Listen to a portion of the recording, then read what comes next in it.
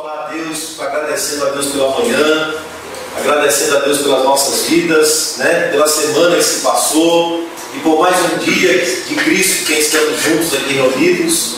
Vamos pedir a graça de Deus sobre as nossas vidas. Vamos orar. Senhor nosso Deus, essa manhã nós queremos te agradecer, Pai, mais uma vez, pelo privilégio, Senhor, e a graça de estar vivo nesse dia, de estar, Senhor, nesta manhã aqui reunidos em volta da Tua Palavra. Nós queremos te agradecer, Pai, pela semana que se passou, ó Deus, pela semana na qual o Senhor concedeu livramentos ao Teu povo. Amém. Essa semana, Senhor, na qual o Senhor tem conduzido a vida do Teu povo, conduziu a vida do Teu povo, ó Senhor, suprindo as necessidades, livrando, conduzindo, providenciando, Senhor, tudo aquilo que segundo a Tua vontade, Pai, é o necessário para as nossas vidas, é o suficiente para as nossas vidas. E o Senhor, ó Deus, não tem deixado faltar, Pai. O Senhor não tem deixado, Senhor, as nossas vidas desassistidas, ó Deus. Mas o Senhor tem aberto portas, o Senhor tem providenciado pão, o Senhor tem concedido saúde para o trabalho, o Senhor, ó Deus, tem suprido as nossas vidas em todos os aspectos. Também te agradecemos pelas provisões espirituais. Amém. Por Tua Palavra, Senhor, que é o nosso alimento, que é o Logos revelado, que é Cristo, Senhor, que é comunicado à vida do pecador, a luz da Tua Palavra que dissipa as trevas dos nossos caminhos e que nos conduz, ó Deus, de maneira correta diante da Tua presença. Amém. Que nos conduz de maneira reta, de maneira, ó Deus, perfeita diante de Ti, porque a Tua Palavra é poderosa, Senhor, para nos tornar sábios e perfeitos no caminho da salvação. E nós te agradecemos pela luz da Tua Palavra, pela Tua Palavra, Senhor, que possamos lê-la, ó Deus, durante a semana. Amém. Meditar, Senhor, estudar, aprender. E nós te agradecemos pelos recursos da graça, pelos recursos, Senhor, da graça, mediante os quais as nossas vidas, Senhor, são alimentadas, supridas, conduzidas, edificadas, corrigidas. Nós, Pai Santo, te agradecemos em nome de Jesus, Pai, por tudo quanto o Senhor nos tem providenciado. Também te agradecemos pela vida de todos os irmãos aqui nessa manhã, a começar pelas crianças, aquilo que o Senhor tem nos concedido, a começar pelos filhos, Senhor. Amém. O Senhor tem guardado, tem dado saúde, tem, Senhor eterno, suprido as faltas das necessidades. Amém. Dos nossos filhos. Nós te agradecemos por eles nesta manhã, te agradecemos pelas famílias nesta manhã, que aqui mais uma vez estão presentes, ó Deus. Te agradecemos também pela vida daqueles que estão ausentes, estão longe, ó Deus, por questões de viagem, de descanso. Ó Deus, nós te agradecemos também pela vida destes irmãos. Que o Senhor também possa, ó Deus, edificar a vida dos teus filhos, quer estando presentes, quer estando ausentes. Nós suplicamos, Senhor, a Tua graça sobre a vida de todos os irmãos, de todas as famílias. Amém. De todos, ó Deus, que compõem essa igreja. Nós suplicamos a Tua graça sobre a vida de todos. E pedimos, Senhor, que nessa manhã Tu recebas o nosso culto, Pai. Tu recebas a nossa adoração como uma oferta agradável ao Senhor. Que nessa manhã o Senhor olhe para cada um de nós e veja a perfeição de Cristo em nossas vidas, Senhor. A justiça de Cristo, o caráter de Cristo, Pai. Porque só Ele pode mediar as nossas vidas em perfeição diante da Tua presença. Só Cristo pode abrir o caminho, Senhor, pelo qual o homem pode entrar confiadamente diante da Tua presença. E nós nessa manhã pedimos, Senhor, que o Senhor receba a nossa adoração em Cristo Jesus. Os cânticos, as orações sejam atendidas, ouvidas segundo a Tua vontade. A Tua palavra, Senhor, encontre corações preparados pelo Teu Espírito. O Senhor use, ó Deus, aqueles que irão ensinar, pregar, ó Deus, aqueles que irão instruir as crianças. O Senhor use a cada um de nós, Pai, com a graça do Senhor, com a sabedoria do Teu Espírito, ó, com a direção do Senhor, Pai. Nós te pedimos essa manhã. Abençoa também o Teu povo fora de Brasília, reunidos, Senhor, no Belém, em Caruaru, no Piauí, Deus eterno, no Ceará, em São Paulo, aqui em Brasília, em qualquer, ó Deus, lugar da Federação Brasileira, Senhor, ou qualquer estado do Brasil. Nós suplicamos Que o Senhor abençoe o teu povo, os missionários fora do Brasil, todos os irmãos que, apesar de fuso horário, estão reunidos, Senhor, em algum horário neste dia. Que o Senhor possa abençoá-los, ó Deus, com a tua graça, ó Deus, com a força do teu Espírito, com a capacidade de Cristo, para que o teu povo possa viver este dia, Senhor, como um dia deleitoso, como um dia de alegria, de esperança, de renovação espiritual, de renovação física, ó, de interação social. Que o teu povo possa usar o dia de Cristo, que foi, ó Deus, instituído pelo Senhor para o nosso benefício, Senhor. Que possamos usar esse dia de fato para o nosso bem, amém, para o nosso benefício, e assim, Senhor, ser edificado mais um dia. Nós te pedimos todas essas bênçãos sobre nós em o nome de Jesus. Amém. Amém. Agora vamos, dona Janeide, 338, nossa fé Jesus contemplará. Vamos de pé.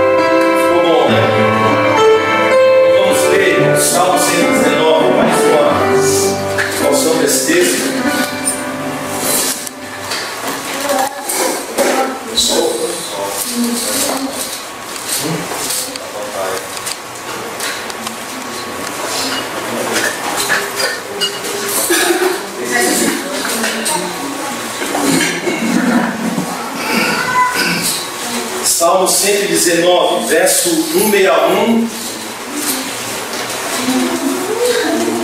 ao verso de número 168.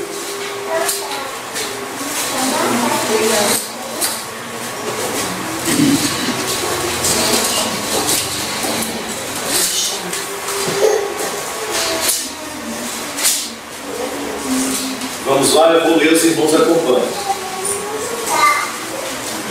Príncipes me perseguem sem causa, porém o que o meu coração teme é a tua palavra, ou é a tua palavra. Alegro-me nas tuas promessas, como quem acha grandes despojos. Abomino e detesto a mentira, porém amo a tua lei. 7 vezes no dia eu te louvo, pela justiça dos teus juízos. Grande paz têm os que amam a tua lei, porém para eles não há tropeço. Espero, Senhor, na tua salvação e cumpro os teus mandamentos. A minha alma tem observado os teus testemunhos, eu os amo ardentemente. Tenho observado os teus preceitos e os teus testemunhos, pois na tua presença estão todos os meus caminhos. Amém. Se assim, vamos orar.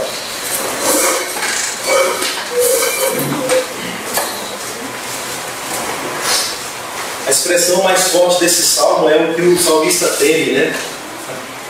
Diz que príncipes o perseguem. Príncipes aqui são governantes. Ou seja, ainda que o poder estatal persiga Davi, Davi diz: eu temo a tua palavra, Senhor. Ainda que um exército se levante, eu temo a tua palavra. Então Davi diz: o meu temor é a Deus. Se Deus estiver contra mim, pode ser um homem só, ou pode ser o homem mais insignificante, ou que os homens, os grandes exércitos reputem como coisa pequena, mas se Deus estiver contra Davi, não tem pequeno nem grande, Deus vai derrubá-lo. Como julgou o próprio Davi no caso do pecado que ele tentou esconder, o profeta diz: Davi, é você. E ele quebrou-se ali e se humilhou diante de Deus, confessou o seu pecado, disse que enfrentou duras penas tentando esconder aquele pecado, mas ele disse: Senhor, contra ti eu pequei.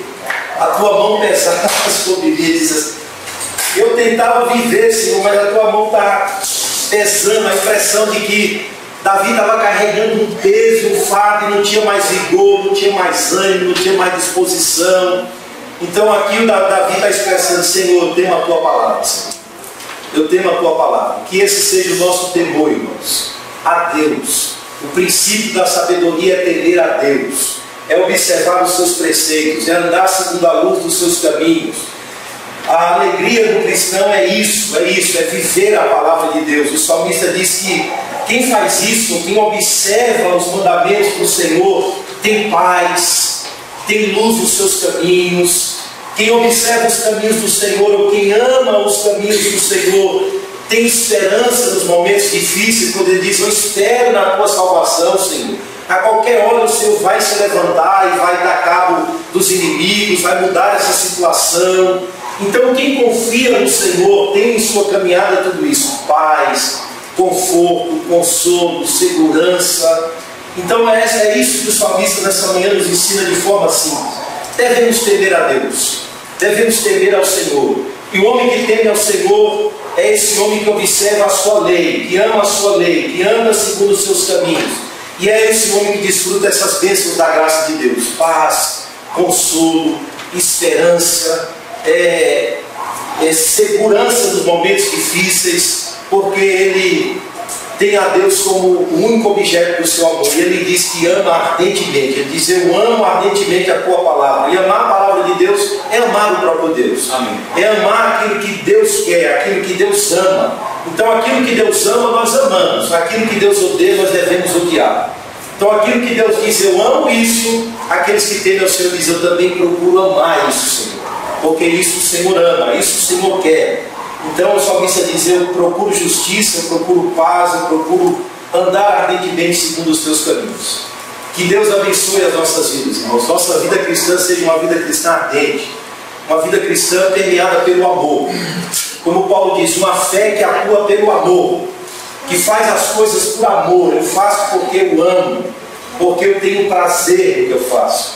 Então João diz: não foi nós que amamos a Deus primeiro, mas foi Ele quem nos amou primeiro. E Ele, tendo nos amado primeiro, Ele encheu os nossos corações do seu amor, para que esse amor se volte para Ele também, para que nós o amemos com o mesmo amor que Ele nos deu. Como dizia Agostinho: Senhor, pede, me dê. Agostinho dizia: pede e me dê tudo que o Senhor quiser. Ou me dê e peça tudo que o Senhor quiser. Agostinho dizia: o Senhor quer que eu ame, Senhor? Enche meu coração de amor para te amar. O Senhor quer que eu lhe obedeça, Senhor? Me dê um coração disposto para obedecer a tua palavra. E é isso que Deus faz com nós. conosco. Deus nos dá novo coração, Deus nos dá o seu Espírito, Amém. Deus nos dá a sua palavra, Deus nos dá graça, Deus nos dá luz, Deus tem misericórdia, Deus cerca os nossos caminhos da sua bondade, da sua graça, para que isso se volte para Ele em gratidão, isso se volte para Ele em obediência motivada pelo amor, em gratidão motivada pelo amor, em reconhecimento daquilo que nós já temos tudo em Cristo. Então, nessa manhã nós não precisamos correr atrás de nada, nós temos tudo. Amém. Essa parábola Jesus conta no Novo Testamento, diz: o banquete está pronto. Deus matou o boi cevado, o melhor boi, diz: vai e convida o povo, está pronto. O banquete da manhã está pronto, o banquete de meio-dia está pronto, está tudo pronto. A vida cristã é a prontidão de Deus para com os pecadores, dizendo: venham. Então nessa manhã o convite da graça está dizendo: venham adorar o Deus da criação, ao Deus Salvador. Esse amor agora deve estar aqui devotado a esse ser supremo, a esse nosso Criador, a esse nosso Redentor que é Deus.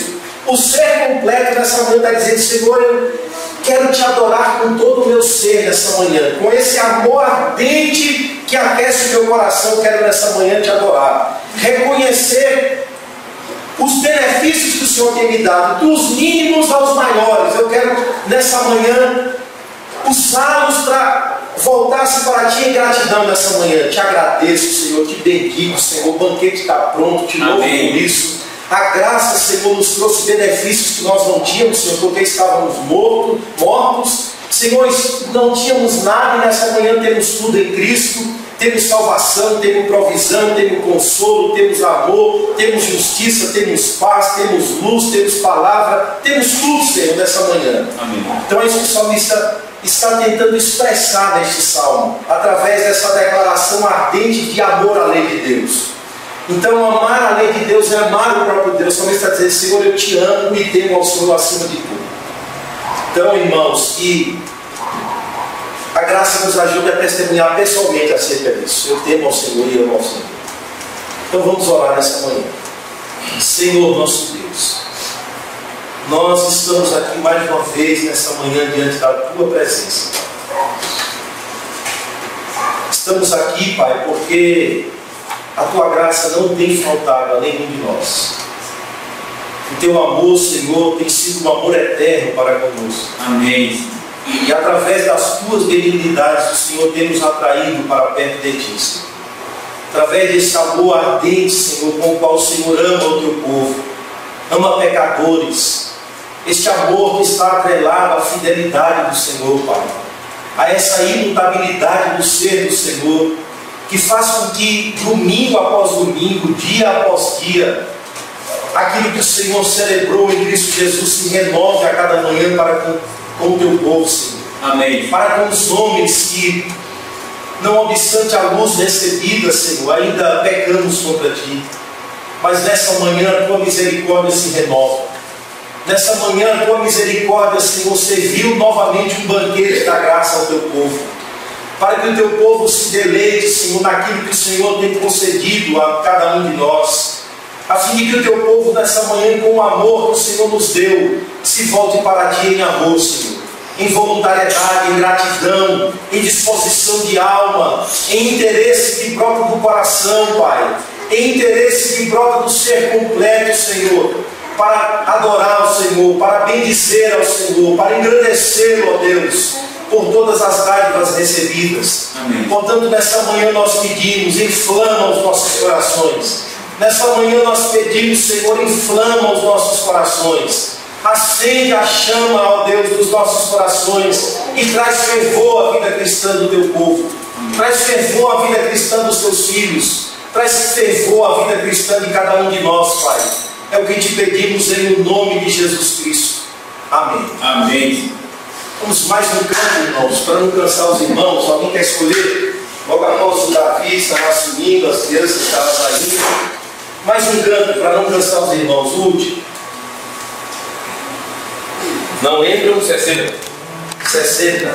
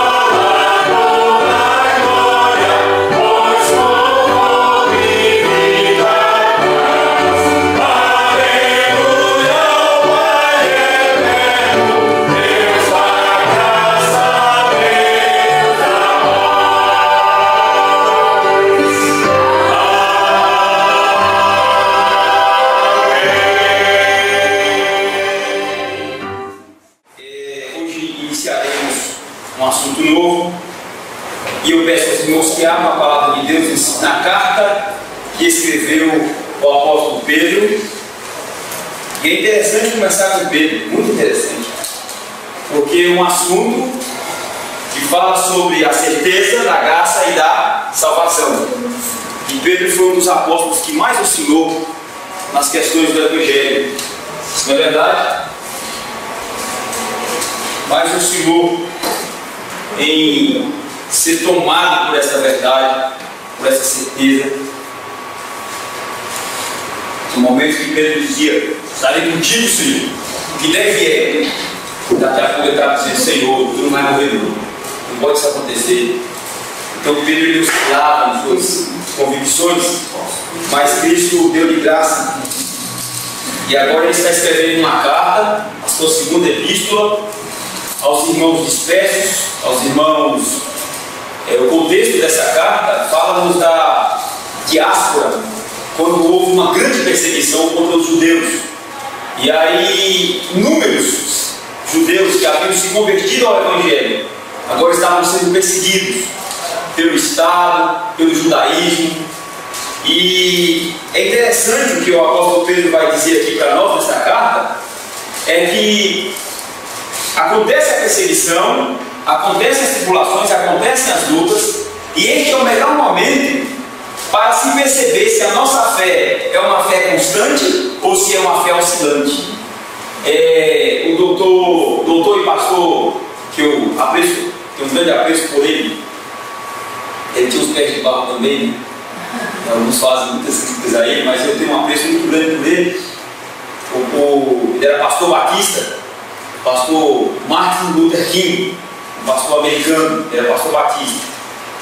E ele disse que não são os momentos de bonanças os melhores para nos provar qual é o nosso caráter, mas são os momentos de maior, são os momentos de lutas e perseguições para se provar o caráter de um homem. Então nós nos conhecemos é no fogo da aprovação, é no fogo da luta. É o melhor momento para saber quem sou. São os momentos de surpresa, são os momentos de tribulações, são os momentos de escassez, são os momentos de doença, são os momentos em que tudo me falta e que só me resta. E são esses momentos que eu percebo para quem vou correr. São esses momentos que vão determinar como o meu caráter tem sido forjado, como as minhas vontades têm sido transformadas, e se de fato os princípios do Evangelho têm sido enraizados em minha vida. E aqui o apóstolo Pedro está escrevendo para os irmãos que estavam passando perseguições de todos os tipos. Tinham que deixar as suas igrejas correndo, tinham que levar as suas famílias com toda dificuldade, às vezes tinham que se separar das suas famílias. E aqui Pedro está escrevendo, quando os irmãos leem a primeira carta, o apóstolo Pedro está escrevendo num tom de vamos em frente, vamos avante. Não é mais momento de desistir, não é mais momento de abrir a mão, é momento de avançar, é momento de vocês fazerem uso de toda a graça que Deus tem dado, para vocês viverem o Evangelho com toda a sua intensidade. Esse é o momento, esse é o momento. E hoje nós temos uma perspectiva diferente na igreja brasileira. Hoje nós vemos a igreja brasileira atropelada e atrapalhada e embaraçada pelo triunfalismo. Hoje ser crente é triunfar. Não! O melhor de Deus está por vir. Nós somos filhos da promessa. Esse é o ano profético. Esse é o ano da colheita, sabe? Esses chavões já enferrujados, e que são bastante repicados e enfatizados e martelados nesses cultos, nessas reuniões, se é que você pode dizer que é culto, mas que são chavões, irmãos, que não trazem nenhum princípio do Evangelho. Porque quando vier uma perseguição de fato, quem ficará? Quem ficará? Esses chavões não sustentam crente nenhum no Evangelho. Agora o apóstolo Pedro está escrevendo aqui algo importantíssimo. E o apóstolo Pedro, nesse capítulo que nós iremos ler, o apóstolo Pedro já começa fazendo o quê? Como é que se anima um crente para ele continuar na batalha? Como é que se anima um crente? Sabe como é que é? É assim: tu é um campeão, tu é um muralha, tu é um vencedor, vai lá, tu pode. É assim que se anima um crente? Não. Revelando a ele a graça que há em Cristo Jesus. revelando a ele a pessoa bendita de Jesus Cristo e todos os recursos da graça e do Evangelho que Jesus Cristo conquistou para nós na cruz do Calvário. E é o que o apóstolo Pedro vai mostrar agora. Esforço que tem bom ano, e eu te ajudo, né? Boa. Ele não vai dizer assim, você forte. Isso. Você consegue. Ele não vai. Porque veja, gente, eu quero parar aqui com os irmãos. Por que eu falei isso? Por que eu falei isso? Porque quando você fala para alguém assim, é forte, tu consegue, tu é cabeça e não é cauda. Ou então, outro chavão tu é filho da promessa, sabe? Quando se fala, vai acontecer, né? Profetiza. Nós vamos comer o melhor dessa terra. Quando você fala isso, você está apelando para o que na pessoa? Para o emocional. Mas para o que mais? Quando você fala isso para o seu filho, para uma pessoa, você está apelando para o quê? Para o eu. Você está apelando para o ego. E o ego nesses momentos é o que mais deve ser amortecido. Porque eu tenho que morrer para que Cristo continue vivendo em mim.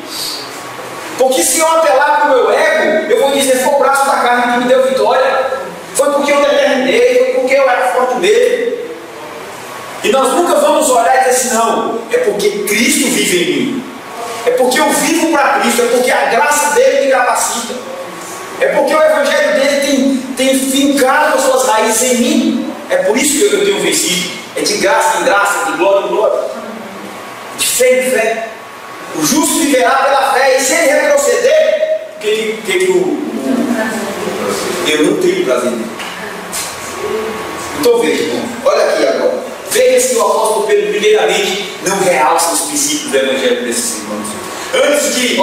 Antes do apóstolo Pedro dar ordens a eles, ou exortá-los para que eles avancem, o apóstolo Pedro faz lembrar de que toda a reserva e providência da graça e do Evangelho já está à disposição da vida de cada um deles. É pela graça, é pelo Evangelho e é somente por Cristo que nós venceremos qualquer batalha. E é somente por Cristo e através de Cristo que teremos a certeza da graça e da salvação de nossas vidas. Vamos ver aqui o texto então. Assim, 2 Pedro, capítulo 1, versículo de número 3. Número 3.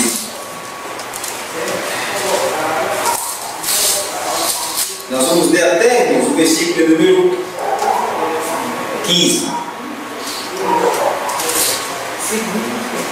2 Pedro, segunda epístola que ele escreve. Agora aqui é aquele Pedro constante na fé. É aquele Pedro totalmente tomado pela certeza da graça e do Evangelho, convicto das verdades que ele vive e que ele ensina. Então veja, lembra de quando Cristo chegou para ele e disse: Pedro, quando tu ficares velho, vou te conduzir para um lugar que tu não queres. Lembra dessa promessa de Pedro? E estavam dizendo o que? Que Pedro iria ser levado para morrer como mártir. Agora veja, um homem que tem essa palavra de Deus para a vida dele, e agora está aqui com toda a convicção escrevendo desses irmãos.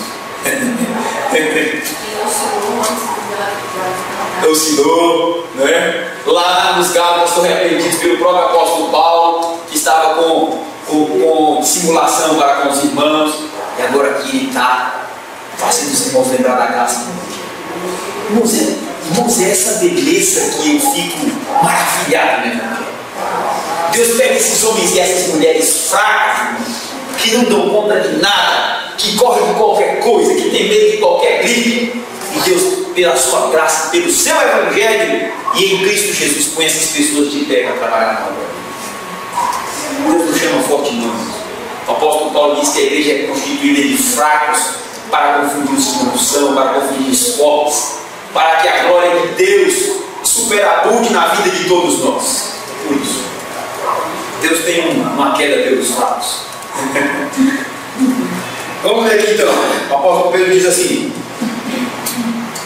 visto como, olha só, visto como, já começa com essa locução conjuntiva para chamar a atenção dos irmãos. Visto como, pelo seu divino poder, já está falando do poder de Deus, nos tem sido doadas todas as coisas que conduzem à vida e à piedade, pelo conhecimento completo daquele que nos chamou para a sua própria glória e virtude.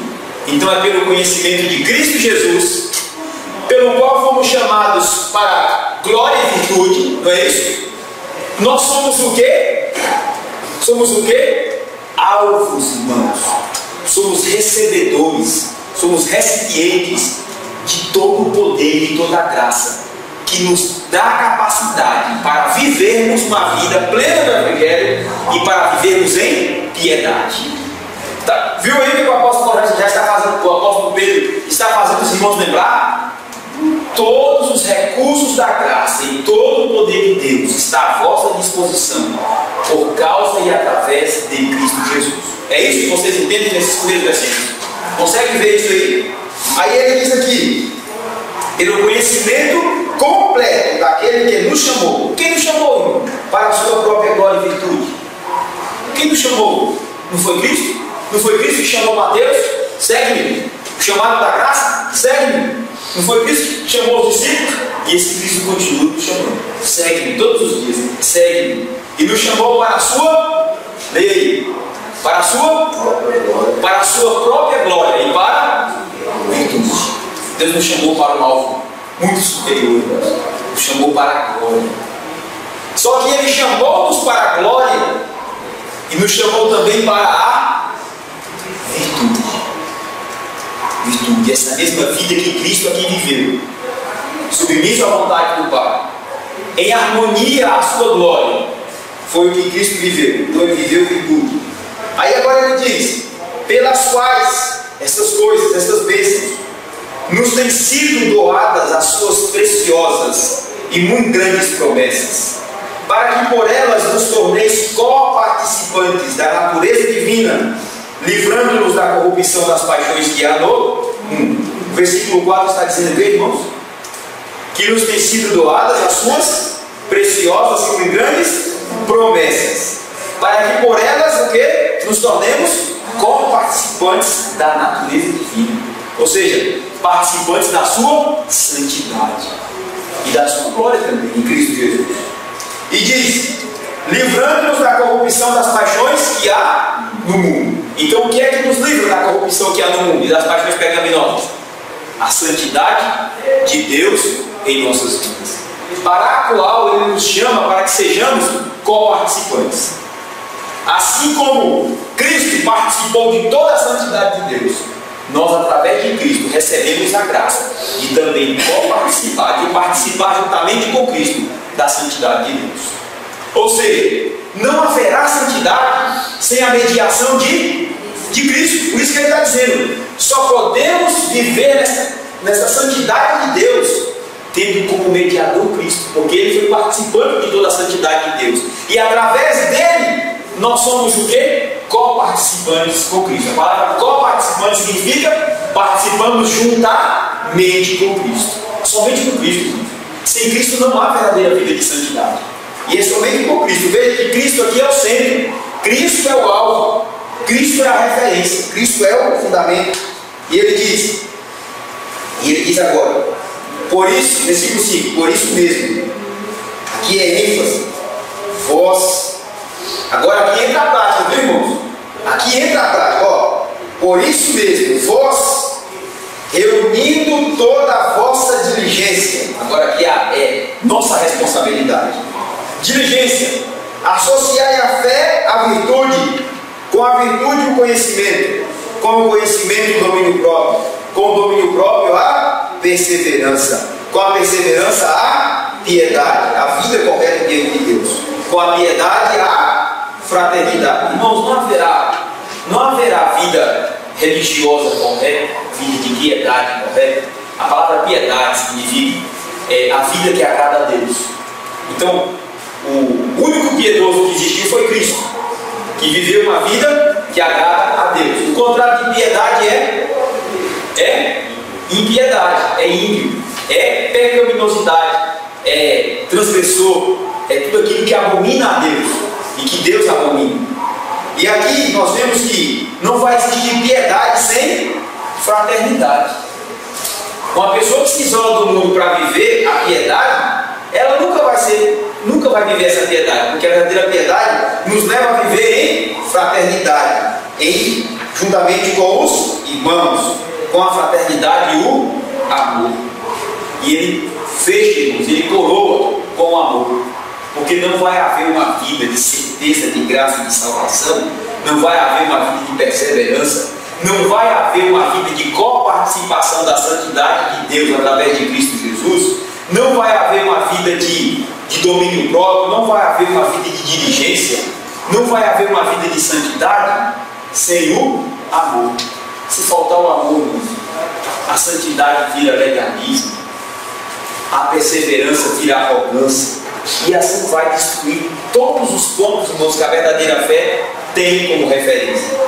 E aí ele finaliza com amor, mas no versículo 8 ele diz: por estas coisas existindo em vós, porque estas coisas existindo em vós, e em vós aumentando, irmãos. Olha, percebam agora que o apóstolo Pedro começou a falar de diligência. O que é diligência? O que é diligência? Cuidado em buscar algo. É prontidão em realizar algo. É predisposição para fazer alguma coisa. E essa palavra diligência, lembra que termina em ência. É algo que dá a ideia de quê? Continuidade. Diligência, paciência. Essas palavras que terminam em ência são palavras que denotam ação contínua. O apóstolo Pedro está dizendo assim, diligência, ou seja, todos os dias, não desanime, é constância. E aí ele vem e diz assim, por isso mesmo vós reunindo toda a vossa diligência. E agora no versículo número 8 ele diz: estas coisas em vós existindo e em vós aumentando. Olha essas palavras, diligência, em vós aumentando. E agora ele diz: fazem com que vós não sejais o quê? Não sejais nem inativo. O que significa inativo? Inativo, o que significa? Estéril. Mas tem uma palavra mais. Inativo significa o quê? É só lembrar de ativo. Inativo é o oposto. Inativo é alguém no ócio, é alguém parado, é alguém de braços cruzados, é alguém descansado da vida, é alguém ocioso. E aí ele está dizendo aqui, vós não sejais nem inativos. Aí vem, nem o quê? Infrutuosos, no pleno conhecimento de nosso Senhor Jesus Cristo. Irmão, veja que o apóstolo Pedro, ele dá ênfase à nossa vida prática, não é? Ele chama a nossa responsabilidade para o centro da ação, para nós colocarmos em prática a graça, o evangelho que temos recebido, a graça que temos recebido, a salvação que temos recebido, mas ao mesmo tempo ele continua apontando para quem? Para Cristo. Olha só esse versículo aqui: nem infrutuosos no pleno conhecimento de nosso Senhor Jesus Cristo. Porque conhecendo o Senhor Jesus Cristo todos os dias e avançando para conhecê-lo, é que esse conhecimento verdadeiro, irmãos, de Cristo vai dar resultados de diligência e de cuidado espiritual em nós. Porque se a espiritualidade, irmãos, ficar por nossa própria conta, nós podemos até ser ativos, mas seremos ativistas. E aí tem diferença de ser ativo para ativista. Ativista é aquela pessoa que ela constantemente ela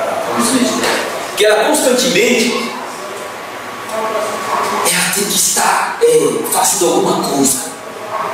Porque se ela parar, ela dá uma crise de ansiedade terrível. Se ela parar, ela cai em depressão. Se ela parar, irmãos, ela começa a adoecer. É uma pessoa que não se dá descanso a si mesma. E essas pessoas inativas, ativistas, na 99% dos casos, são pessoas que procuram olhares para si. Elas são pessoas que estão agindo em todas as frentes. Opa, vai ter o que? Um grupo de evangelismo, eu estou dentro. Vai ter o que? Um grupo de cantar, eu vou lá dentro também. Vai ter um grupo de faxinão da igreja, eu estou dentro também. Vai ter um grupo do socorro com o pessoal necessitado, eu vou lá dentro também. Isso não quer dizer que pessoas que sejam assim, todas elas sofrem do ativismo. Mas o ativismo está atrelado ao egoísmo. Está vinculado, irmãos, ao eu. Ao culto dos outros olhares para mim. E não precisa, irmãos, nem estar vinculado ao culto dos olhares para mim, mas pode ser uma demanda da minha própria consciência para suavizar uma culpa inconsciente que lateja dentro de mim. Irmãos, o problema da culpa é tão sério dentro de nós que eu vou tratar daqui a pouco. Daqui a pouco eu vou tratar esse problema. Mas o problema da culpa é tão sério dentro de nós, irmãos, que nós temos culpas e culpa latente dentro da consciência, caladas, inconscientes, que a culpa toca pessoas para serem ativistas de tal forma que ela tem que estar fazendo alguma coisa para que ela responda a si mesma o seguinte: conseguir pagar o preço. Conseguir pagar o preço dessa culpa. Já viu pessoas que cometem... Vou pegar um exemplo bastante básico. Eu não sei se os irmãos estão conseguindo entender o que eu estou passando. Estão conseguindo entender? Estão conseguindo? Existem pessoas, irmãos, que... Vou dar um exemplo da criança. Já viu aqueles meninos maquinhos, bem fraquinhos? Eu nunca fiz isso não, mas aquele menino que apronta alguma coisa. E quando a mãe chega do serviço, né, para dar a resposta da casa, ele está limpando a casa, os poucos. A mãe chega e nossa, mas você está trabalhador. Mãe fez até almoço, está pronto. Só quer um cafezinho. Já viu esse tipo de gente? Mas por trás, ele tem uma culpa que acionou toda aquela diligência dele, todo aquele ativismo dele, sabe? Porque ele sabe que se o erro dele for achado, a mãe vai chamar a juízo. Mas ele vai dizer, pelo menos agora eu vou ter uma reserva. Eu tenho uma reserva aqui, que quando ela me chamar para eu pagar essa culpa, eu lavei a casa, eu fiz isso, mas eu... Deus me deu para a senhora? Eu não mereço perdão? Está entendendo? Vocês estão entendendo? Isso é engraçado, assim, é uma história que nos leva a entender melhor, mas, irmãos, guardem dessa história aí, está por trás dela. Existe o ativismo, o sentimento de culpa. E muitas das vezes a gente age diante de Deus dessa forma. Muitas das vezes a gente age diante de Deus dessa forma. Vou mostrar o outro lado da moeda daqui a pouco. A gente age diante de Deus dessa forma porque inconscientemente, irmãos, a gente tem um sentimento de culpa ou culpas que foram calados pelo processo da religião, que foram calados pelo tempo que eu tenho na igreja, que foram calados por uma vivência que eu tenho numa certa fé, que foram calados por uma certa bagagem religiosa, intelectual e teológica que eu adquiri na minha vivência na igreja. Mas o Evangelho nunca arrancou de fato essa culpa em mim. O assunto culpa, irmãos, tem tudo a ver com o assunto certeza da graça da salvação. Por isso que eu quero segurar com vocês. Então, meus irmãos, voltando ao texto, Cristo tem que estar no centro. E é pelo conhecimento de Cristo que a cada dia nós vamos ser ativos e não ativistas.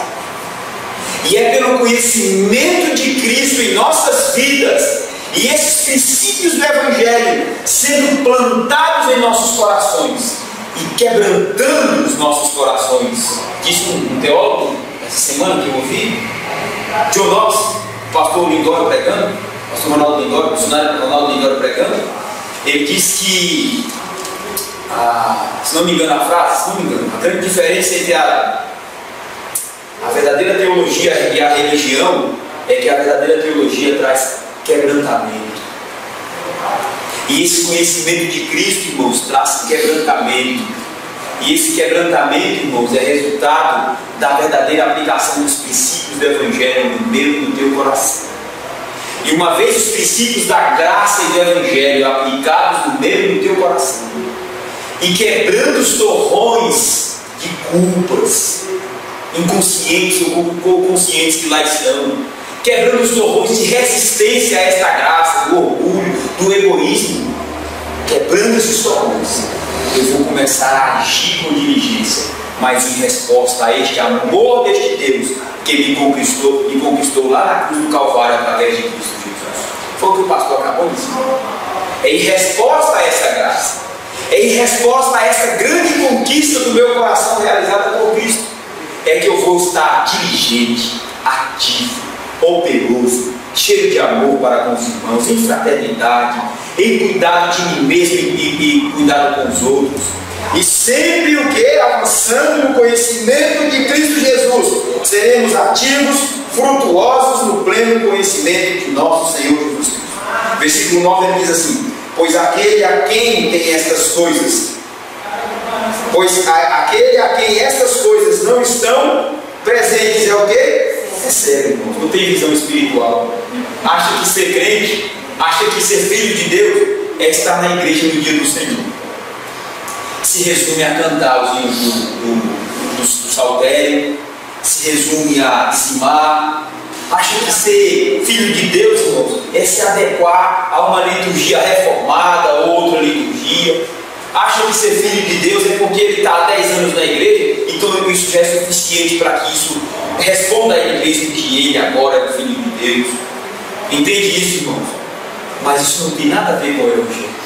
Porque o apóstolo Pedro está dizendo aqui: pois aquele a quem estas coisas não estão presentes, ele é cego, não tem visão espiritual, não foi além dessa dinâmica, não está nessa dinâmica do Evangelho, vendo só o que está perto. Ele acha que ser crente é só isso, só vê o que está perto, só vê o que ele pode enxergar, mas ele não tem essa visão espiritual profunda do que é a vida cristã, dessa riqueza e dessa glória e dessa beleza que é ser co-participante da santidade divina, ser co-participante do amor de Deus em Cristo Jesus, de participar juntamente com Cristo de todas estas bênçãos espirituais que Cristo conquistou diante de Deus por nós lá na cruz do Calvário.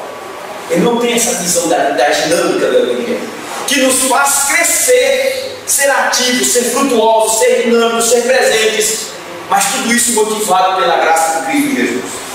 Só vê o que está perto, vendo só o que está perto, esquecido da purificação dos seus pecados de outrora. Irmãos, qual é o resultado de esquecermos? Qual o resultado? Qual é a consequência de esquecermos de que todos os nossos pecados foram perdoados em Cristo Jesus? Qual é a consequência? Qual é a consequência? Ele está dizendo que a pessoa que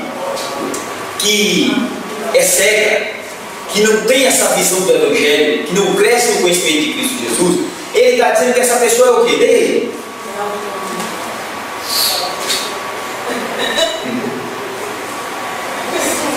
Dele, é cego e o que mais? Sim, e avança. Esquecer da purificação dos pecados de outrora. O que é, irmãos, esquecer do quê? Da purificação dos pecados do passado, de outrora. O que significa isso, irmãos? Esquecer de quê? De Cristo. Esquecer de Cristo. E é o que o resultado? Sentimento de culpa. Preste atenção. Quando o apóstolo Pedro fala que esses irmãos, e outra coisa, não podemos expulsá-los da igreja, não.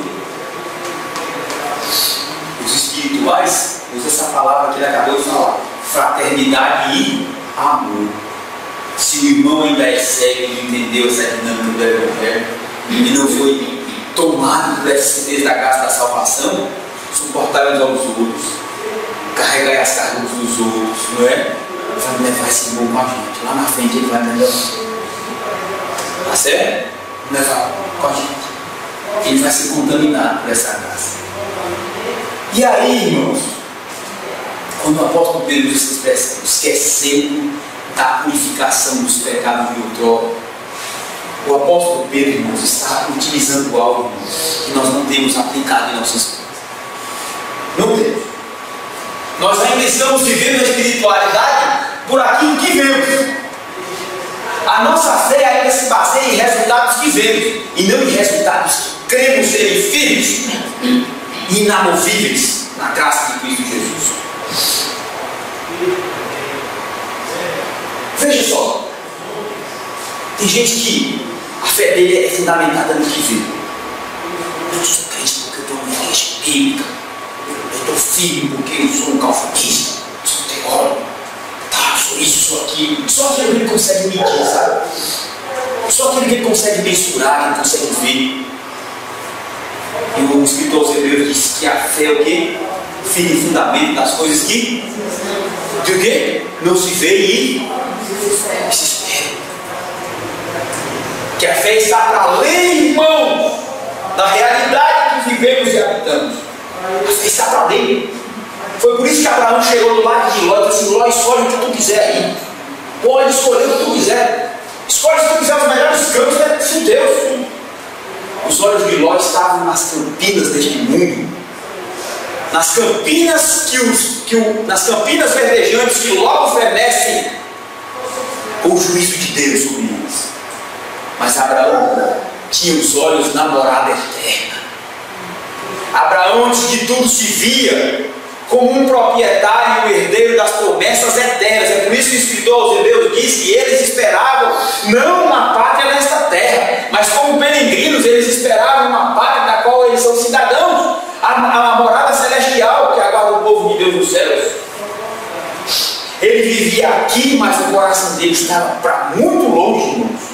Como diz o escritor aos Hebreus, estava ancorada para além do véu, do trono da graça, onde Cristo entrou por nós, irmãos, onde Cristo entrou por nós como nosso precursor. Retenhamos, pois, firmemente a nossa confissão, a nossa salvação. O escritor aos Hebreus diz. Jó também vai fazer uma alusão do tronco de árvore podre. Isso! Do Do tronco podre, que vai virar adubo. É isso aí, que Deus vai levantar e vai fazer esse tronco de árvore podre virar uma árvore frondosa. Isso é fé. Então agora, irmão, preste atenção. Esses irmãos têm uma característica. Eles se esqueceram da purificação do pecado de outrora. Eles se esqueceram da obra de Cristo Jesus por ele. Se esqueceram da obra da redenção. Se esqueceram da justificação pela fé somente. Se esqueceram da misericórdia de Deus que se renova a cada manhã sobre a vida deles. Se esqueceram sobre essa graça de Deus que os purificou com o sangue de Cristo Jesus de todos os seus pecados. Para a purificação, irmãos, é uma palavra muito forte. Muito forte, irmãos. Significa, irmãos, que não resta mais nada, irmãos, para empurrarmos para debaixo do tapete. Até o Antigo Testamento se empurrava para debaixo do tapete. O pecado era cometido, se matava o animal, mas aí o escritor aos Hebreus vai dizer que o sangue de novilhos e de bodes não era suficiente, nem de milhares para dar conta do pecado. Eles apenas aplacavam por um tempo e apontavam para o Cordeiro de Deus, o Cordeiro perfeito que viria morrer no Calvário, para de uma vez por todas arrancar o pecado do povo de Deus. E para arrancar de uma vez por todas, e para dizer: Pai, está tudo consumado, está tudo pago, não deve mais nada para o Senhor. E agora, Pai, recebe-os como filhos teus, assim como eu sou teu filho primogênito. Recebe-os, porque eu paguei. E quando, irmãos, a gente vive essa verdade do Evangelho, sabe essa tecla assim todo dia, assim a tecla todo dia, eu fui purificado dos meus pecados em Cristo Jesus. Isso quer dizer, irmãos, que o maior mal que traz todos os problemas para a minha vida, todos os problemas para a minha existência, eu fui purificado de todos eles. Leia o texto aí de novo. Purificado, o último versículo, esquecidos da purificação dos pecados de outrora. Está dizendo: pecados, não resta nada. Os nossos pecados de outrora, do passado, o nosso passado, não nos condena mais. Quem vive, irmãos, perdoado por essa graça, quem vive com essa temática todos os dias, né? No coração e na mente, no coração e na mente, é porque, irmãos, ele vive uma dinâmica da fé e a dinâmica do Evangelho. Está entendendo? A grande característica de quem vai viver uma vida espiritual de oscilações, de incertezas, de aprofundamentos, não, de desequilíbrios, de temores, a marca principal é essa: esqueceram da purificação dos pecados do pecado. E nós, irmãos, constantemente estamos fazendo isso. Constantemente. A gente sai da vida sem se saber, sem se perceber, sem se entender, sem se enxergar purificado de todos os pecados em Cristo Jesus. Irmãos, se houve purificação de pecados no passado, eu estou em paz com Deus. Se eu estou em paz com Deus, eu tenho paz comigo.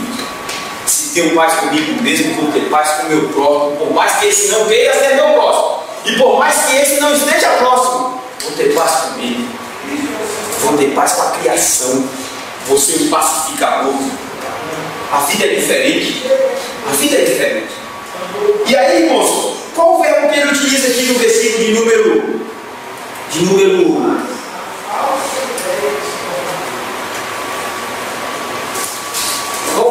qual o verbo que ele utiliza aí nesse versículo que acabamos de ler?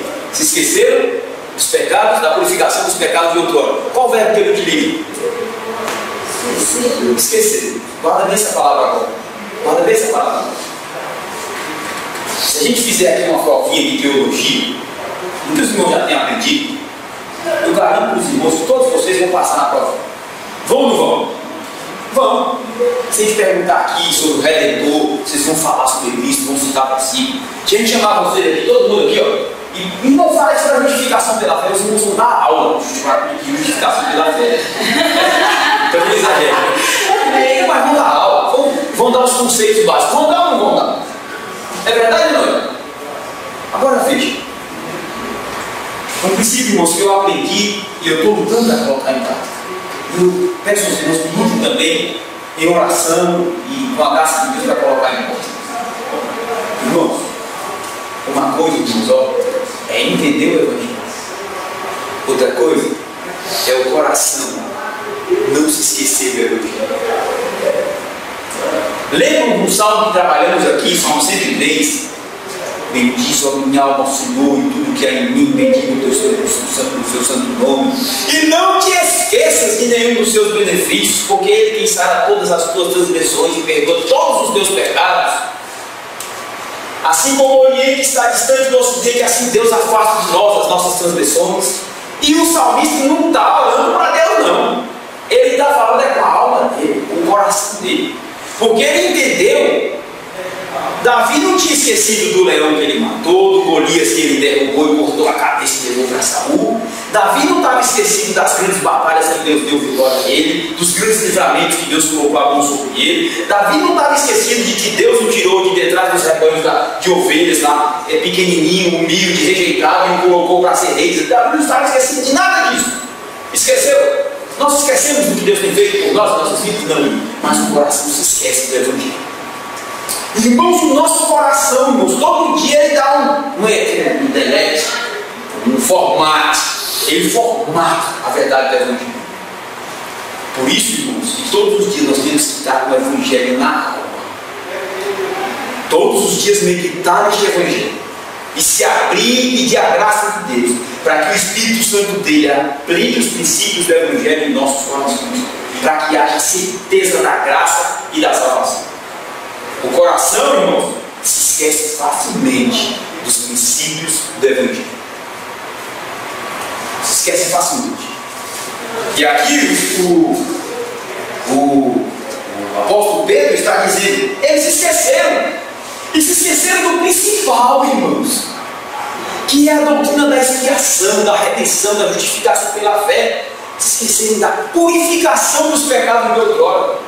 Veja, irmãos, que os irmãos estão em tribulação, estão sendo perseguidos.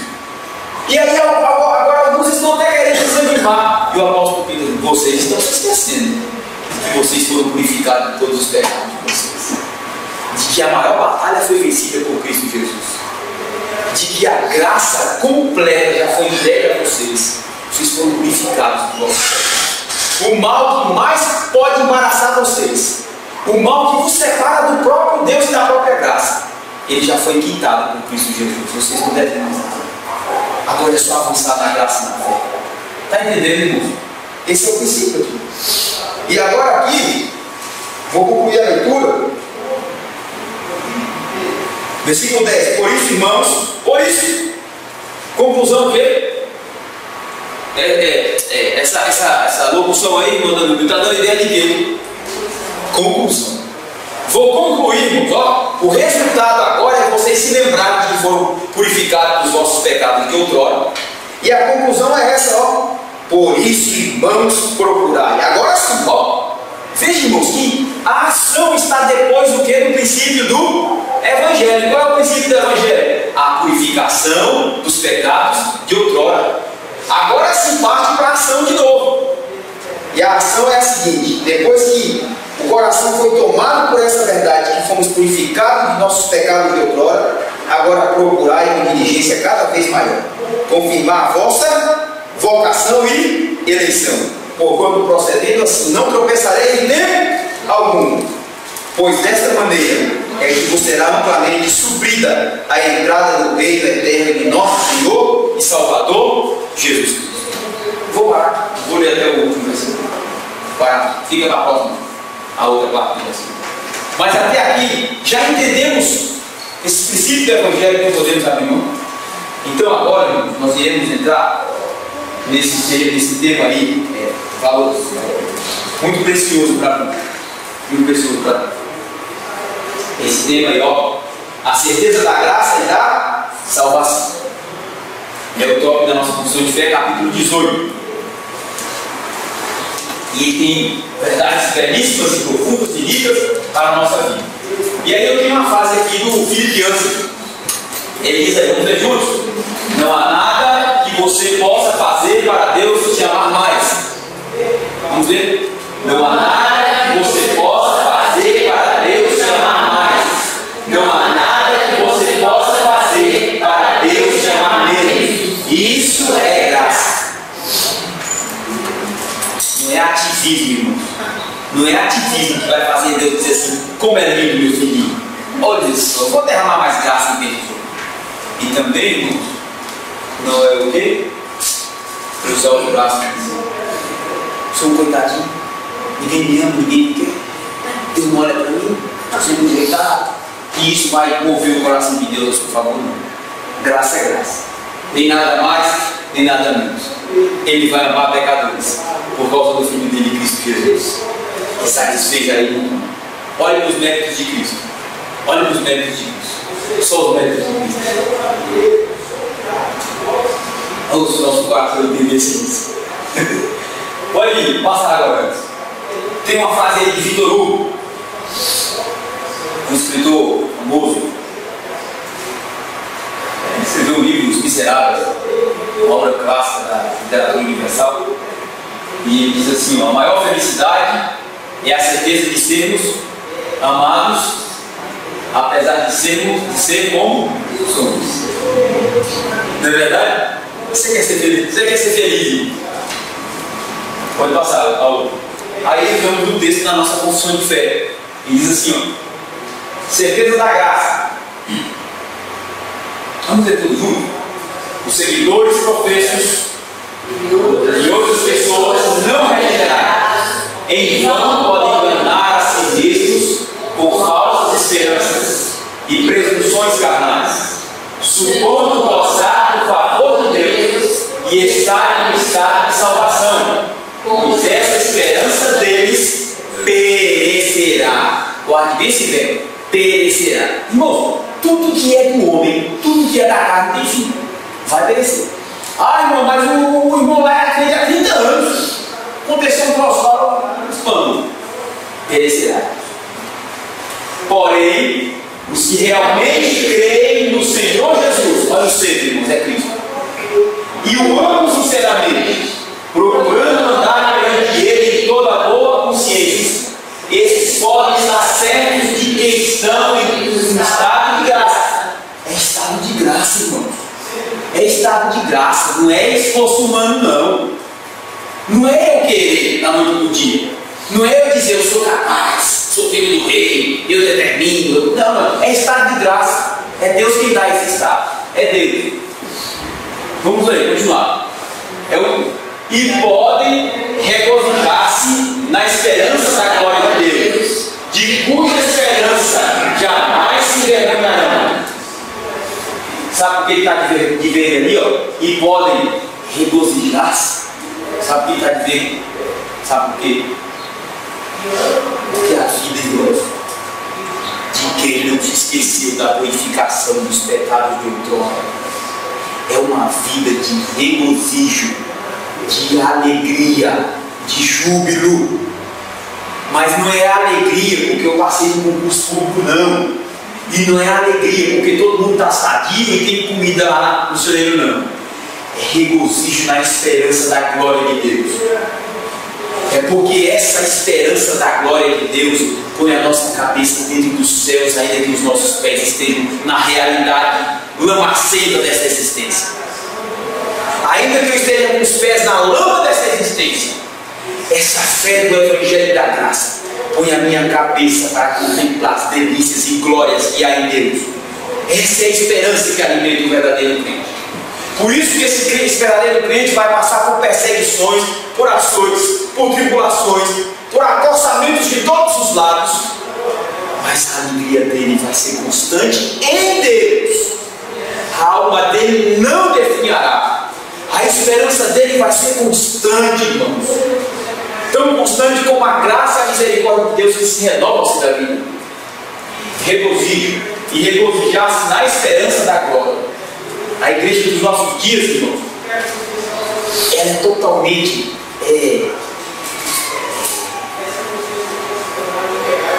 ela está totalmente, eu vou usar um verbo aqui, para dentro dessa terra, sabe? O cristianismo tem ensinado nesse dia é totalmente aqui para dentro, é pro aqui e agora. É o cristianismo existencialista. Não se fala mais em esperança da glória de Deus, na esperança eterna dos filhos de Deus. Esse evangelho da cruz de Cristo tem sido esquecido e muitas das vezes banalizado com a graça barata, como já dizia Dietrich Bonhoeffer. Essa graça tem um preço, e um preço altíssimo, que foi a vida inocente do Filho de Deus, Cristo Jesus. E aí as igrejas hoje estão vivendo do aqui e do agora, do momento que logo virá. Esse evangelho, esse pseudo-evangelho triunfalista aí, tem enganado milhares e milhões de pessoas. Mas essa verdade da alegria, irmãos, da alegria em Deus, do regozijar-se, porque todos os pecados do passado foram purificados por Cristo Jesus. Isso não tem sido mais ensinado, nem pregado, nem vivido. E muitos que se dizem pastores têm negociado essa santa verdade, que põe crentes de pé para a vida, para amar o próximo e para a glória de Deus. Essa verdade, sim.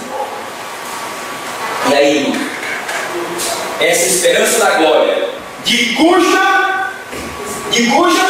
esperança, dá até ver, né, irmão? Esperança. O imediatismo matou a esperança. Você sabia disso?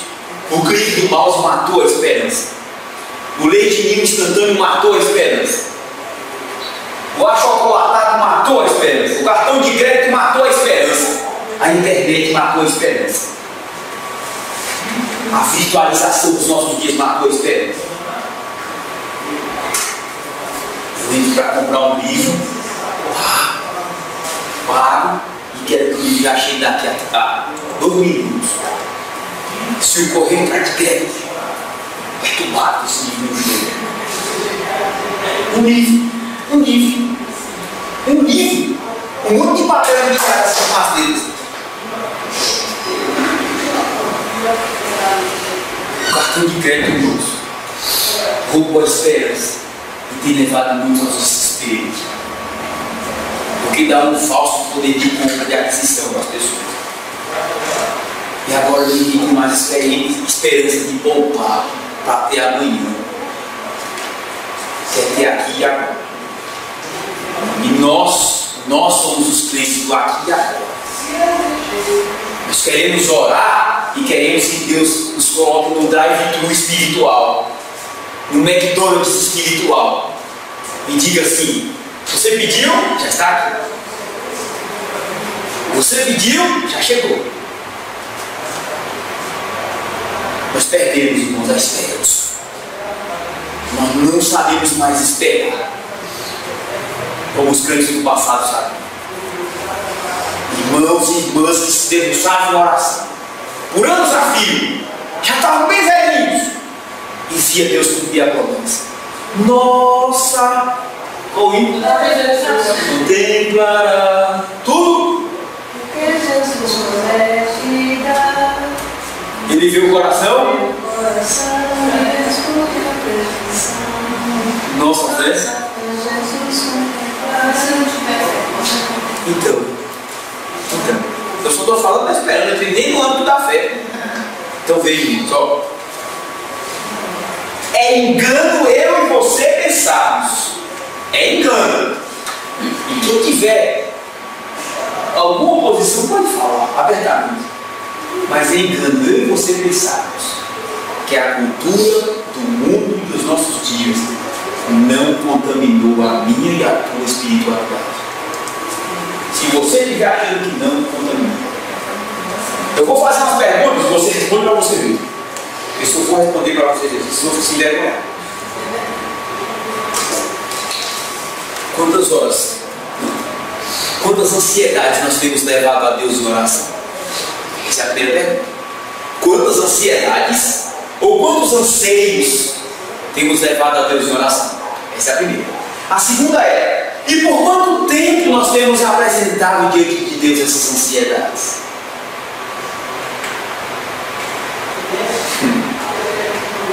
Só essas duas perguntas. Se conseguirmos responder satisfatoriamente, o imediatismo e o pragmatismo dessa cultura não destruíram a minha verdadeira espiritualidade, ou não está contaminando a minha verdadeira espiritualidade. Mas se eu não conseguir responder satisfatoriamente essas duas perguntas, o imediatismo e o pragmatismo já me roubou dos pés de Jesus na oração, já sufocou e badernou e destruiu o meu jardim de oração que todo crente tem com Deus.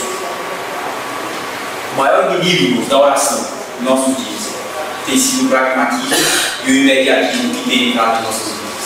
Eu não digo nem em nossas casas, em nossos corações. É por isso que lembrar dos pecados de outrora ficou difícil. Da purificação dos pecados de outrora ficou difícil. Porque agora eu estou vivendo essa vida de briga de maus. Quis resolver. Projetei, é para hoje. É para ontem que eu queria. Não é assim a linguagem de hoje? Davi, José, na pregação dele, orando todo o tempo, ele fala sobre isso aí. Nós vivemos no imediatismo. Né? Aí toda a desculpa nossa é que nós não temos tempo. E ele diz que diante de Deus, nós não vamos ter como dizer assim: eu tive tempo. Paulo tinha tempo. Aí ele disse: não, Paulo também teve 24 horas por dia e orava. Ele era homem de oração. Jesus também foi homem como nós, teve 24 horas por dia e orava. Então ele disse: nós estamos vivendo de acordo com o que o mundo vive, no imediatismo, na correria do mundo. Aí ele diz que o crente que não vive em oração, ele não vive como Deus quer que ele viva, no sobrenatural. Falou a palavra. Ele não vive no sobrenatural. Ele vive nas coisas aqui terrenas. Muito bom. O sobrenatural da fé, faltando numa igreja, essa igreja vira existencialista e autonomista e ativista ou inatista. As duas. Tá bom? Até aqui? Vamos. Então, irmãos, essa esperança é o verdadeiro crente. E jamais se envergonharão dessa esperança. Que esperança? A esperança da glória de Deus. Quem é a glória de Deus, irmãos? é Cristo. É Cristo. Agora, eu tenho. Sim, tenho esses assuntos. Não, para texto. Nós temos esses assuntos aí para pensar. Para começar o assunto. Ó, pensando no assunto. Primeira pergunta. Qual a razão de se ter a certeza da graça e da salvação? Qual é a razão? Desculpa, eu tenho que tirar aquele ser. Não é o verbo ser, não. O se. Sim. Que ali naquele caso.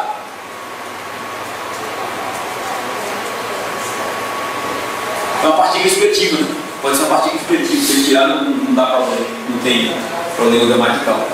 Qual a razão de ter a certeza da graça, da salvação? Qual a razão de ter? Esse se aqui ele ficou apenas uma partícula de real, sabe? Para chamar a atenção mais para a frase. Mas ele pode ser retirado sem prejuízo. Semântico gramatical. Então qual é a razão de ter a certeza da graça, da salvação? Qual é a razão? O que isso vai mudar para mim? O que isso vai fazer a diferença? Aí temos a segunda pergunta. O que há em nós que nos faz tão carentes dessas certezas? O que é em nós? Por que a Bíblia Sagrada nos exorta, nos adverte a buscarmos essa certeza? O que há por trás desse pedido? Por que esse pedido não é vazio nem aleatório? Terceiro, o que melhora quando se é tomado dessas certezas? O que melhora? Quando eu sou tomado dessa certeza da graça e da salvação. O que vai melhorar? O que vai mudar? Essa certeza é fundamental para a salvação? É?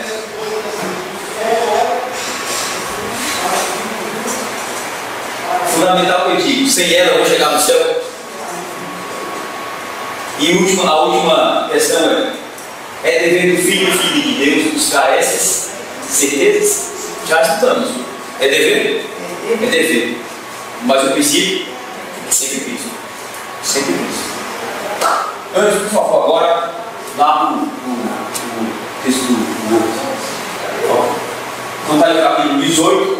E aí, antes de cada tópico, eu coloquei alguns assuntos que iremos trabalhar durante as aulas, com a graça de Deus. O primeiro tópico que nós lemos, tem ali, ó, primeiro termo, a certeza da graça da salvação. O primeiro tópico que nós temos que trabalhar é a acomodação religiosa, o autoconvencimento religioso, a formatação aos padrões da religião e as falsas certezas da graça da salvação. Ó, 3 assuntos ali importantíssimos. Antes, por favor, agora lá para o segundo. No segundo, diz, nós vamos estudar o fundamento dessas certezas é o sangue e a retidão de Cristo. Nós já vimos aqui no texto de Pedro. Próximo, por favor. No terceiro, nós temos a responsabilidade do crente em buscar essas certezas. Já responde aquela pergunta lá que nós fizemos. E o quarto, as certezas e a realidade da vida cristã. As certezas e a realidade da vida cristã. Agora, por favor, primeiro. Irmão, por que nós temos que trabalhar esses primeiros pontos? Que nós somos? 11h15 eu vou terminar essa aula. Eu vou colocar uma música para nós. Irmãos, quando eu comecei a pensar sobre esse assunto, a certeza e a graça da salvação, eu vi algo já de início ali, muito interessante para ser trabalhado. Primeiro é que existe algo chamado de acomodação religiosa ou formação aos padrões da religião. O que eu quero dizer por acomodação religiosa e formatação aos padrões religiosos? O que eu quero dizer? Eu quero dizer o seguinte: eu quero dizer, irmãos, que uma pessoa pode chegar aqui um dia, falando uma pessoa, chegar aqui um dia e vai ouvir aí o Evangelho, vai chegar para falar, é o seguinte, gostei do Evangelho, essa é uma tomada de cultura que eu tenho que fazer e tal, vou ficar na igreja com os irmãos, faz um discipulado de um ano e meio, a igreja prova, ele professa, né? Ele batiza no retiro muito bom, uma felicidade, um novo irmão, maravilha, ele traz a família, todo mundo sentado aí, e todo domingo presente e tal.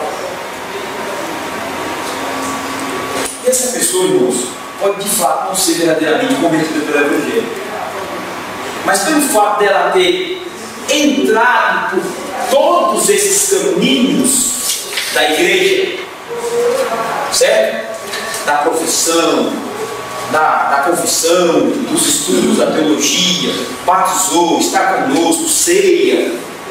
Por esses caminhos, ela pode já responder a si mesma: sou salvo, tenho certeza que isso é obra do Evangelho, isso é obra da graça. E aí o primeiro tópico já fala do quê?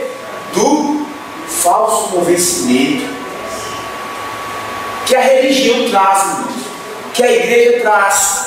A igreja que eu falo é instituição, não é a igreja de Cristo, verdadeira, triunfante, cheia da graça do Evangelho, que sofre pela cruz de Cristo, que morre pela cruz de Cristo, que vive a cruz de Cristo. Eu estou falando da igreja, da instituição, do processo religioso que acontece, que se dinamiza, que se veicula dentro de qualquer igreja que você chegar. Tem todo um caminho para você percorrer para ser aceito aí dentro daquele grupo, não é? Então esse caminho, esse processo, pode inculcar na cabeça de alguém que ele é salvo. E que a partir daquele momento, se ele morrer, ele vai para o céu direto, que ele já está firme em Jesus, e ele pode até passar isso adiante. E o primeiro tópico fala disso, desse falso convencimento, dessa falsa certeza, mas que mais cedo ou mais tarde ela vai, o que o tópico diz? Perecer. Vai perecer, vai acabar. Esse é o primeiro assunto que nos vem à mente.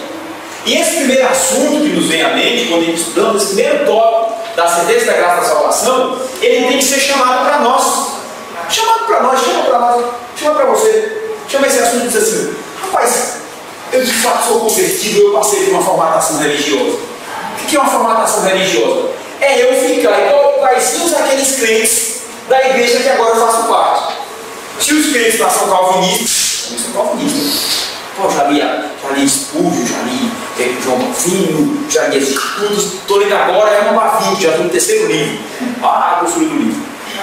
E daqui a pouco vou deixar os códigos, 2 tomos assim, sabe? Para o quê? Se identificar com o grupo. Então esse processo de identificação com o grupo, certo? De absorção dos procedimentos daquela igreja, dos comportamentos daqueles irmãos, pode fazer com que alguma pessoa inculque a si mesma o seguinte: poxa, eu sou crente mesmo, eu sou. Se Cristo vier, eu quero pensar Cristo, eu vou para o céu, eu salvo. Está entendendo? Então essa formatação religiosa, que em algumas igrejas, ela é formatação mesmo, porque você tem que vir a caráter, tem que vir a caráter da igreja. Sabe, camisa assim, dobrada até aqui. Olha, use as melhores roupas para Jesus. Você tem que aparecer domingo lá com as melhores roupas. As mulheres, os vestidões assim, que sabem, grande, né? As pontas não importa porque é pecado, vocês podem. Batom nem pensar, sabe? Ligo, olha, a descrição, viu? E na maioria das vezes são as irmãs que caem nessa formatação. Os homens não. Na maioria das vezes? Na maioria das vezes. Na maioria das vezes. Aí, gente. Também. Sim. Naquele calor. Naquele calor. Então, essa forma, o jeito de falar também muda, viu? O jeito de falar também muda. A pessoa passa a falar assim, calma, mais melódico. Aí entra os chavões e o vocabulário religioso, né? Querido, amada, né? Salvo, varão, varão, né? Abençoado. Então, está entendendo, irmão? Essa aquisição vocabular religiosa toda, essa vestimenta, essa inserção dentro da liturgia, isso tudo, irmãos, pode inculcar na cabeça de alguém que ele é salvo, que ele é cheio da graça, que ele é filho de Deus. Mas no fundo, ele passou apenas por uma acomodação religiosa, ele passou por uma formatação religiosa, e isso tudo, irmãos, está dando uma falsa presunção carnal a ele de que ele é salvo e de que foi conquistado pela graça. Isso pode acontecer ou não? Pode acontecer.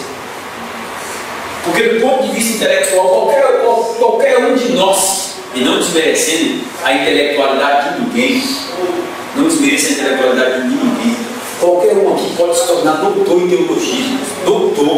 teologia, em príncipe, em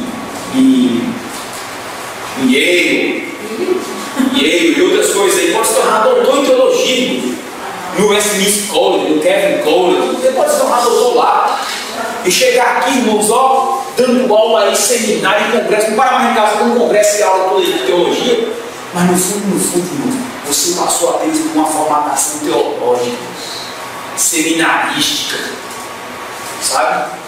Você pode ser um cabeção de teologia, você pode citar as obras todas reformadas de costas, diabo. Você pode até se arrogar disso, mas no fundo, de fato é salvo, de fato tem essa certeza da graça da salvação.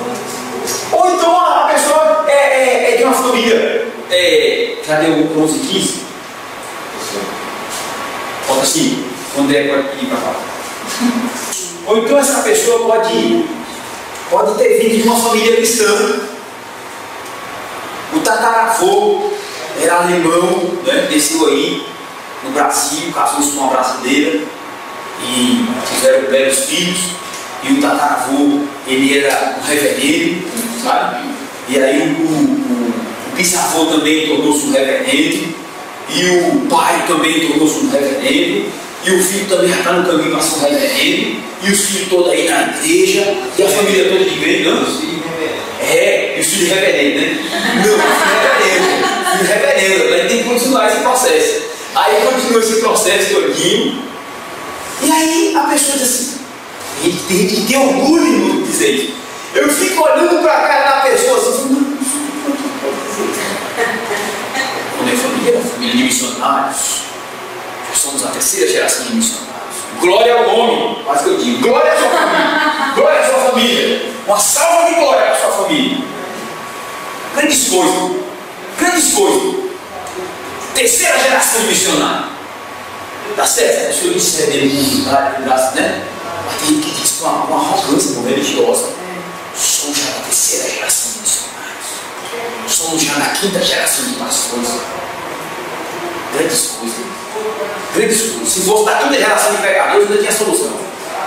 Agora vejam, irmãos, pode ter gente assim, que acha que espiritualidade é questão de genética, sabe? Que acha que espiritualidade está na genética. Igual os judeus tinham lá, quando João Batista ironizou com eles. Vocês são filhos de quem? Somos filhos de Abraão. Nunca fomos escravos de ninguém. João Batista disse. Está vendo essas pedras aqui, que ninguém dá nada por elas aí? Até essa pedra de teu preço aqui. Deus pode levantar dessas pedras filhos para ele e filhos para Abraão. Dessas pedras. Isso está indignado quando foram comparados com pedras. Ninguém, né? Tu está chamando ele do quê? Eles achavam que espiritualidade era genética. Espiritualidade não é genética, é graça de Deus. É o evangelho em ação, não é genética. Não é a terceira, quinta geração de missionário que vai te convencer de que tu é o salvo em Cristo Jesus. Não é tu achar que teu pai e tua mãe oraram por você, então você vir para a igreja, que você vai achar que agora é salvo em Cristo Jesus. Sabe, irmão? Sabe isso? Agora, por que é inquietante trazer esse assunto agora, nesse tópico aí? Por que é inquietante? Porque esse assunto aí, você lembra da perseverança? Esse assunto é consequência dele. Esse assunto aí está me chamando você, está me chamando você, chamando todos nós aqui, para razão, para ficar cara a cara com o evangelho, com tudo ou nada, para sair de cima do muro, ou do lado daqui ou do lado de lá, ou dos que vão, dos que ficam. É a chamada, irmãos, do aqui e do agora. É essa chamada que Deus fez com Jacó.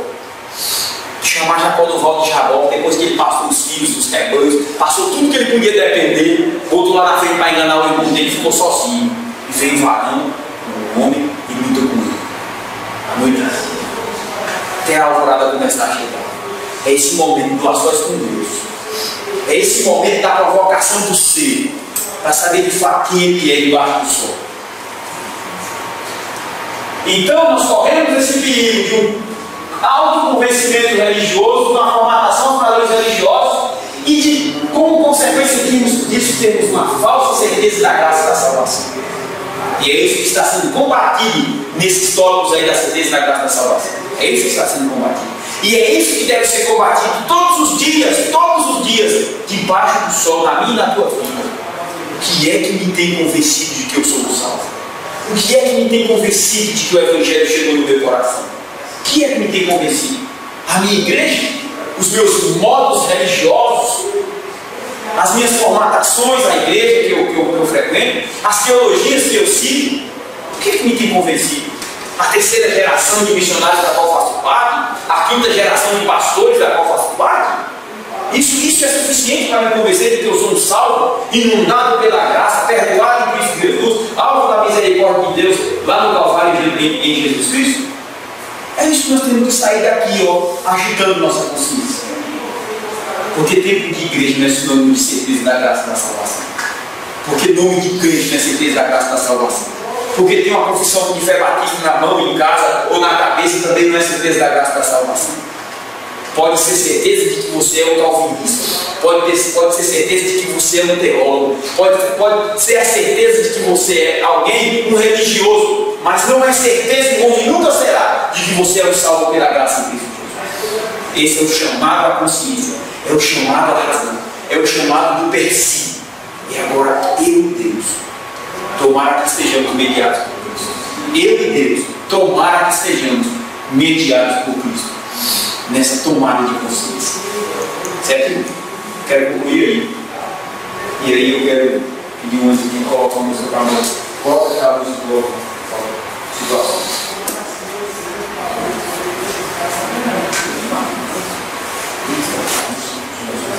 Irmãos, só quero dar só rápidos recados do campo missionário, tá? Irmã Graciete Mota escreveu. Irmã Graciete Mota escreveu e disse que os ladrões não foram mais lá roubar a base. E que agora os irmãos conseguiram umas grades e levaram para colocar lá nas janelas nas janelas. E fortalecer a segurança da casa. Lá está tendo uma onda de assaltos e roubos muito grande. Continue orando pela irmã Graciete Mota e pelos missionários e missionárias que estão lá fazendo treinamento na base. O Rio Madeira não resolveu a casa. Deus deu ordem para ele subir mais ainda. E ele está subindo, que ele é obediente. Então, irmãos, continue orando pelos irmãos e pelas irmãs lá. Continue orando pelo pastor Jessé Rios, que sofre daquele problema de saúde. Ele tem uma grande produção de sal, de perda de sal no corpo. E ele fez o tratamento no Brasil e a pressão dele. Os remédios que ele levou para a África do Sul, ele tem tomado, tem subido muito a pressão dele. Mas mesmo assim, ele está no combate firme, viu, irmãos? Ele está mandando, juntamente com os irmãos lá, contêineres para Moçambique, com equipamentos de informática para dar cursos de informática lá em Moçambique. Viu? Irmãos, o povo de Deus, parece que quando marmita tem mais esse produto. Irmãos, é terrível. O pastor Jessé Rios e a sua esposa está na África do Sul. E ele ora a Deus para que Deus mande mais obreiros para dar apoio nessa obra. Orem também, irmãos, pelo pastor Zé Dilson, que está no Senegal e que todos os meses tem que comparecer perante a missão, a justiça muçulmana, a justiça islâmica, todos os meses. Orem pelas crianças que foram de fato convertidas pelo Evangelho e estão lá nos orfanatos islâmicos, mas professando a fé na pessoa bendita de Jesus Cristo. Orem pelo pastor Martinazzo, irmãos. Continua mal, os tumores do câncer no intestino, no corpo, mas ele continua operoso na obra de Deus. Orem pela esposa dele, pelos filhos, e que Deus conforte o coração dele. Viu? Não esqueça de orar, não, irmãos. Todos os dias orem por esse irmão. Não deixe o imediatismo e o pragmatismo tomar conta dos momentos de oração. Orem por esses irmãos. Orem por esses irmãos. Eles carecem de nossas orações. E Deus, irmãos, tem movido a mão dele sobre esses irmãos quando a igreja ora, quando a igreja se põe em oração. E olha, irmãos, pela conversão de pessoas lá no Senegal, é muito difícil uma conversão lá. Olhem por irmãos do Leite, que tem alfabetizado crianças lá e tem evangelizado crianças. Olhem pelo pastor, pelo missionário Luciano, que é presbiteriano, e ele cuida de um seminário em Moçambique, irmãos. E é uma bênção, porque ele tem formado professores e professoras, teólogos, missionários, pastores lá em Moçambique para a obra missionária em Moçambique. Tá? Olha por esse irmão, pastor Luciano. Ele estava prestes para casar e a noiva dele já faz muito tempo isso. Ele conheceu, o pai dela também, a mãe dela conheceu, e ele era de Viçosa. Aí ele ia para o campo missionário, prestes para casar, estava noivo. E aí a noiva não quis acompanhá-lo para o campo missionário. Ele disse: pois eu vou. Foi bom. casou-se no campo missionário. Está firme em Cristo até hoje. E olha por ele. Deus conforta, Deus dê graça. Já está com a cabeça branquinha. Deus me abençoe. E mais também, olhe pela igreja lá em Monsenhor Tabosa, pelo irmão Ricardo, pelo Cleide, que já chegou no Ceará, estão lá terminando a reforma da futura igreja batista lá em Monsenhor Tabosa. Tá? Olhem por eles e que Deus dê graça aos irmãos. Pai, nós te agradecemos pela manhã, mais uma vez, pela reunião solene, Senhor, do teu povo nessa manhã. Amém. Este culto, Pai, que ofertamos a Ti, Senhor, te agradecemos pelo privilégio e a graça com a qual nos move até este local, nos acompanha diariamente, nos transformando, Senhor, segundo a imagem do Teu Filho Jesus. Amém. Senhor, continue a operar em nós. A Tua palavra continue, Senhor, sendo usada pelo Teu Espírito para cumprir esse desígnio, Senhor, que quer formar Cristo em nós. Sim. Pedimos a Ti, Senhor, que esta obra, meu Deus, incessante do Teu Espírito, Pai, seja efetuada ardentemente em nós. Nos ajuda em nome de Cristo. Também te agradecemos por aqueles pedidos que fizemos, Senhor, algumas semanas atrás e foram respondidos de maneira favorável. Pela essa criança, meu Deus, que fez cirurgia, está tudo bem. Te agradecendo, Senhor, por aquele mundo que foi roubado, mas está ali, Senhor, foi encontrado. Nós te agradecemos por isso, por esse carro que foi encontrado ali naquela delegacia. Que bendizemos, Senhor. Te agradecemos pela vida de todo o teu povo.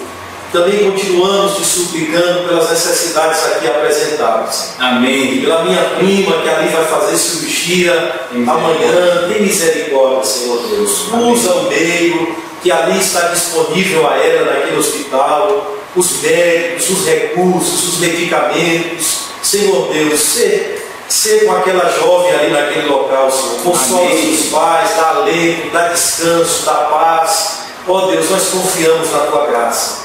Abençoa também o amigo do Davi que vai fazer cirurgia de coluna. Senhor Deus, tem misericórdia desse jovem, desse rapaz. Usa o meio também, Senhor Deus. Amém. Te agradecemos por tudo. Abençoa, Senhor, consola a tia, Senhor, da Lucilene. Consola sua irmã, seu pai, ali naquele lugar que perdeu o filho, está enlutada. Mas nós confiamos em Ti, que é o Deus de toda a consolação. Consola aquela família, consola aquela mãe, consola os irmãos, consola os filhos, a esposa. Meu Deus, tem misericórdia, Pai. É o que nós te pedimos, em nome de Cristo Jesus.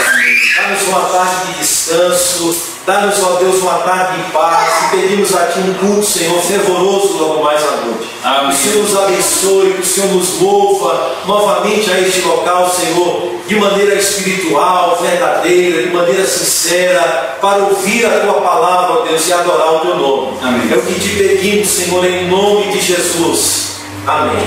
Amém. Amém. Vamos encerrar.